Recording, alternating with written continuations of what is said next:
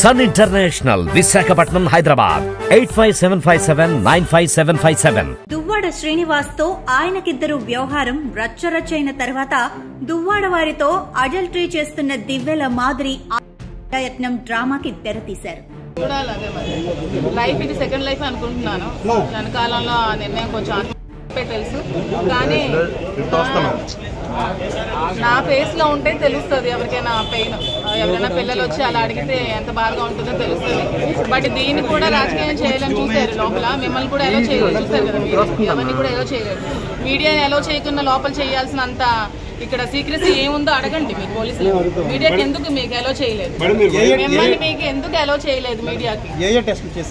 ఏంటో బ్లడ్ అంతా శాంపిల్స్ తీసుకున్నారు. మరి నేను ఇవ్వనన్నా మీడియాకి రమ్మానండి, మీడియా సమక్షంలో మీరు టెస్టులు చేయండి అంటే ఒప్పుకోలేదు. అట్లీస్ట్ మా ఫోన్లో మేము వీడియో తీస్తాము, మీరు మాకు ఎందుకు టెస్ట్ చేస్తున్నారంటే దానికి ఒప్పుకోలేదు. మరి మీరు వాళ్ళకి అడగండి మిమ్మల్ని ఎందుకు ఎలా చేయలేదు. మీకు రైట్ ఉంది కదా, వచ్చే రైట్. అంత సీక్రెట్ గా నాకు ఇంతమంది పెట్టి ఇంతమందితో చేయాల్సినంత అవసరం ఏముంది? డాక్టర్ ఒకళ్ళు ఉంటే సరిపోతుంది. ఇంతమంది పెట్టి ఏదో క్రైమ్ లాగా నేనేదో చేసుకుని నేను అడ్మిట్ అయితే నేనేదో మర్డర్ చేసి వచ్చినట్టు వీళ్ళంతా బిహేవ్ చేస్తారు లోపల. సేఫ్టీగా ఉండే కారులో రోడ్డు మీదకొచ్చింది. ఎదురుగా కనిపించిన కారుని తన కారుతో ఢీకొట్టింది.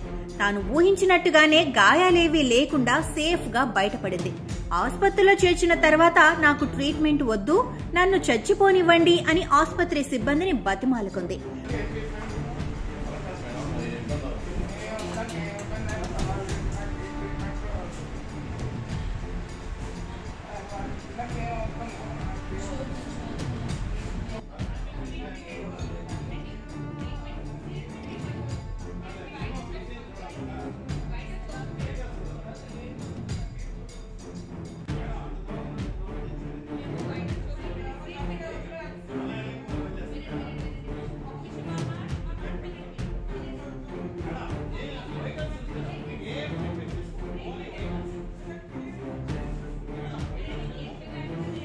మీదకి వచ్చి నేను చేసుకుందాం అనుకున్నాను అంతే.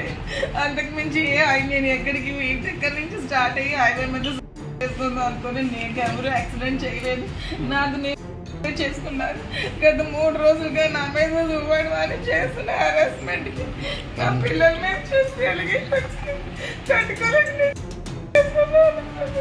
ఆ తర్వాత మీడియా ముందుకొచ్చి ఈ ఇష్యూ మొత్తాన్ని తెలుగుదేశం పార్టీ అకౌంట్ లో వేయడానికి తీవ్రంగా ప్రయత్నించి ఫెయిల్ అయింది. అంటే అంతా సీక్రెసీగా అంతా నన్ను ఇది వార్న్ చేసి బెదిరించి చేయాల్సిన అవసరం ఏముందని అడగమంటున్నాను. మనం ఎలా చేసి చేయొచ్చు కదా. రీతన్లో టెస్ట్ రిపోర్ట్ కూడా 0 వచ్చింది. బ్లడ్ శాంపుల్ ఆ స్లిప్ ఊరుకోకుండా ఫోటో తీస్తాము. సమాచారం అనుకున్నావా?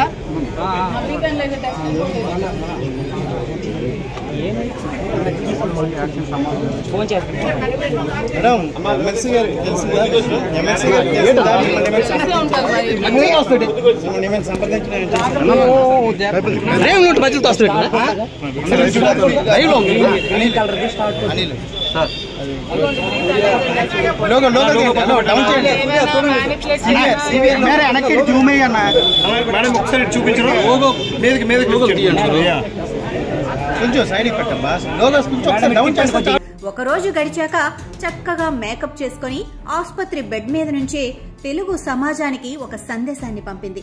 ఆ సందేశంలో దివ్యల మాదిరి ఏం చెప్పిందంటే, కోట్ల రూపాయల డబ్బును చూశాను, చుట్టూ 100 మందిని చూశాను, మనుషుల్లో మానవత్వం ఒక్కటే ఉంటుందని నమ్మాను, కానీ మనుషుల్లో మోసమే ఉంటుందని తెలుసుకున్నాను.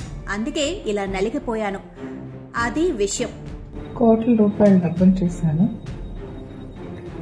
నా చుట్టూ 100 మందిని చూశాను, మనుషుల్లో మానవత్వం ఒక్కటే ఉంటుందని నమ్మాను, కానీ మనుషుల్లో ఒక మోసమే ఉంటుందని తెలుసుకున్నాను. అందుకే మిగిలిపోయాను. మహాజాదు అయిన దివ్యల మాధురిలో ఈ నిర్వేదం ఎందుకో తెలుసా? తనకు యాక్సిడెంట్ అయి ఆసుపత్రిలో ఉన్నప్పటికీ తన అడల్టరీ దువ్వాడ శ్రీనివాస్ ఆసుపత్రికి రాలేదు, తనని పరామర్శించలేదు. నిన్ను చూడాలని ఉంది అని ఎన్నిసార్లు ఫోన్ చేసినా ఆసుపత్రికి రావడం మాత్రం కుదరదు అని చెప్పేశాడు. దాంతో దువ్వాడ శ్రీనివాస్ ని ఎమోషనల్ గా బ్లాక్ మెయిల్ చేయడానికి దివ్యల మాదిరి ఈ రకంగా ఎమోషనల్ సందేశాన్ని సమాజానికి అందించింది. తాను ప్రాణం కంటే మిన్నగా ప్రేమించిన మాధురి ఆసుపత్రిలో ఉంటే దువ్వాడ శ్రీనివాస్ ఎందుకు ఆసుపత్రికి రాలేదు? ఏ దివ్యల మాధురి కోసమైతే భార్యని కూతుళ్ళని వదులుకున్నాడు, ఆ దివ్యల మాధురి పాపం ఆ రకంగా దీనంగా వీడియోలు రిలీజ్ చేస్తుంటే ఎందుకు ఆమె దగ్గరికి వచ్చి ఓదార్చకుండా ఉన్నాడు? వాళ్ల నాయకుడు జగన్ అవసరం లేకపోయినా ఓదార్చడానికి రెడీ అయిపోతాడే, మరి ఈయన తనకు అవసరమున్న మనిషి ఆపదలో ఉంటే కనీసం పరామర్శకు కూడా ఎందుకు వెళ్లలేదు? ఇంట్లో కూర్చొని మీడియా వాళ్లకి ఇంటర్వ్యూల మీద ఇంటర్వ్యూలు ఇస్తున్నాడు. మాధురి దగ్గరికి వెళ్లలేకపోతున్నానని బాధపడుతున్నాడే తప్ప ఇంట్లోంచి అడుగు బయటకు ఎందుకు వేయటం లేదు? దీనికి 2 కారణాలున్నాయి. ఒకటి, దువ్వాడ శ్రీనివాస్ ఇంట్లోంచి బయటకు వస్తే ఆయన భార్య వాణి, కుమార్తెలు శ్రీనివాస్ ఇప్పుడు నివాసం ఉంటున్న ఇంటిని తమ ఆధీనంలోకి తెచ్చుకొని శ్రీనివాస్ని రోడ్డు మీద నిలబడతారన్న భయం. ఇంకొకటి ఏమిటంటే, నువ్వు ఎట్టి పరిస్థితుల్లోనూ దివ్యల మాధురి దగ్గరకు వెళ్లడానికి వీల్లేదంటూ జగన్ నుంచి వచ్చిన సీరియస్ వార్నింగ్.